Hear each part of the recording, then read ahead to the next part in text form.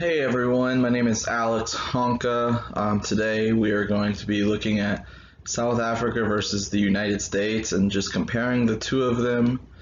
We are going to look at the globe, the nine cultural dimensions, and we will look at just several different things of whether it is just kind of an overview of South Africa, why we chose South Africa as a country, why we chose globe, and just several different things to kind of look at in this.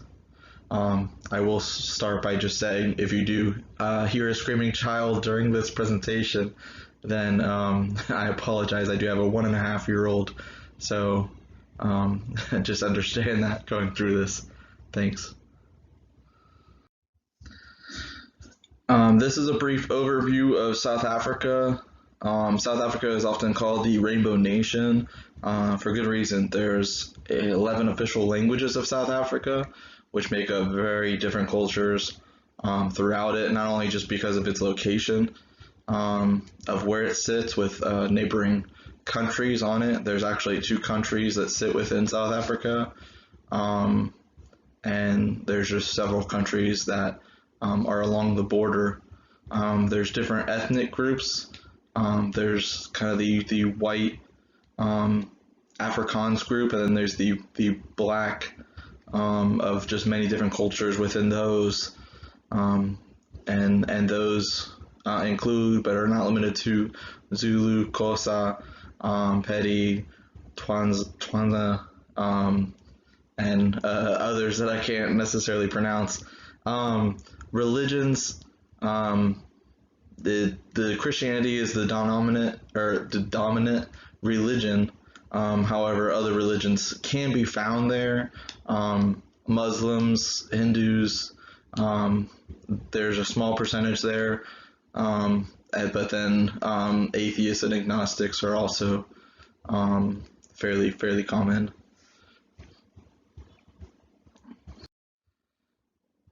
We're going to be looking at why I chose South Africa, and just kind of take a look at that. So South Africa is kind of forever in my heart at this point. I did go to South Africa, so back in the year of 2010, back when I was 18 years old and just graduated high school, which seems forever ago for me. Now at this point, I made the decision to move over to Lubbock, Texas, where I didn't know anybody. I didn't know a single person, and I joined a missionary program called Adventures in Missions, AIM for short. After about 6 months and long hours of biblical studies, all of the students, all of us, roughly 50 students or so, were split into different missionary teams, and we were sent out into the world to preach the gospel. I was chosen to go on a team of 3 girls and 2 other guys, so 3 guys, 3 girls, to go over to South Africa, in which I spent 13 months creating and establishing new missionary work, whether in different orphanages, women's shelters, working with the girls to create some, Bible study groups and stuff, working in nursing homes, feeding the homeless, which we did, I think, 2 times a week, driving around in our cars and whatnot, or just working with our own local church. Our team worked together to spread the good news as to as many people as we could through the grace of God and be a light in a dark place. So now we're going to look at why I chose Globe 2020. Why do we choose these 9 cultural dimensions? The old versus the new. So Globe, with more than 200 researchers from 62 countries, studying more than 17,000 mid-level managers. So that's a lot. In the initial phases, the 2014 study is the largest and most prestigious study of its kind in the social sciences. So even just stopping right there, you can tell this is they've done a lot of research. There's a lot of work that has gone into this study. And even here, it says it's one of the most prestigious studies of its kind. In the latest 2014 study, more than 70 researchers collected data from over 100 CEOs and 5,000 senior executives in corporations in a variety of industries in 24 countries. This shows that Globe is growing with an ever-growing world and collecting real-world data. So that's part of it. I mean, I just wanted to choose something that is newer, choose something that is constantly growing and updating with real-world information. So the Globe model has 9 cultural dimensions, like we've kind of mentioned. These are the 9 outlined here on this slide. As you can see, there's performance orientation, assertiveness, future orientation, humane orientation, institutional collectivism, in-group collectivism, gender, power distance, uncertainty avoidance. So these are the 9. Let's keep going. This slide here just shows South Africa and where it falls on the Globe scores. And what you'll see on the next one just compares the United States also on this same kind of graph, but showing the United States also. So as I mentioned, this is the United States of America, just being compared and being shown on this globe scale. Communication. So now kind of taking a look at, after looking at those 9 different cultural dimensions for globe and how kind of they relate to communication. The United States is classified as a lower uncertainty avoidance culture, which values relying on the word of others they trust rather than contractual arrangements. In a higher uncertainty avoidance culture, such as South Africa, there is a tendency toward formalizing their interactions with others and rely on formalized policies and procedures, establishing and following rules, verifying communications in writing. Humane orientation also has a big effect on communication, motivation, and teamwork. South Africa and the United States are right about average, so they kind of fall in that average, the medium category in humane orientation, neither high nor low, which means that both countries are caught between people are urged to provide social support to each other and people are expected to solve personal problems on their own. So they're just somewhere right there in the middle. Now looking at motivation for both the United States and South Africa, what motivates a person? But what more than that, more than what motivates a person, what motivates an entire country?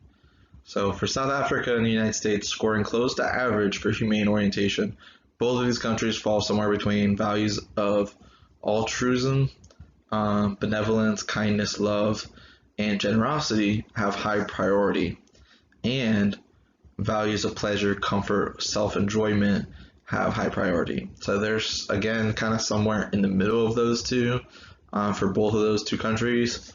They just kind of fall kind of in the middle. Moreover, the need for belonging and affiliation motivate people, and power and material possessions motivate people. In addition, for South Africa, as a higher uncertainty avoidance culture, the people of the country show stronger desire to establish rules, allowing predictability of behavior. For the United States, as a lower uncertainty avoidance culture, the people of the country show less desire to establish rules to dictate behavior and show more tolerance for breaking rules. Now we're going to look at teamwork and compare again South Africa and the United States and how teamwork is affected based off of those 9 cultural dimensions of globe. Due to the United States and South Africa having 6 out of the 9 cultural dimensions being very similar, the teamwork in these two countries is not far off, as we've kind of seen with motivation as well. Seeing that both South Africa and the United States score close about average as shown in Figure 1 and Figure 2, the humane orientation, this means that both countries fall somewhere in the middle between others are important, i.e. family, friends, community, and strangers, and self-interest is important. However, under the Hofstede 6 culture dimensions, both South Africa and the United States fall under an individualistic culture, which means that they have the I consciousness rather than we. In addition to being orientation, power distance also has a large effect on teamwork. South Africa being average falls somewhere in between different culture or different groups, such as women, have different involvement, and democracy does not ensure equal opportunities, and all the groups enjoy equal involvement, and democracy ensures priority and opportunities and development for all. However, the United States fall on the low side, meaning that all the groups enjoy equal involvement, so on and so forth. This here shows a map of kind of the studies behind GLOBE, and kind of the research that have been put into it. All of the blue on this image shows GLOBE 2004 and 2014, and what's been included in that research.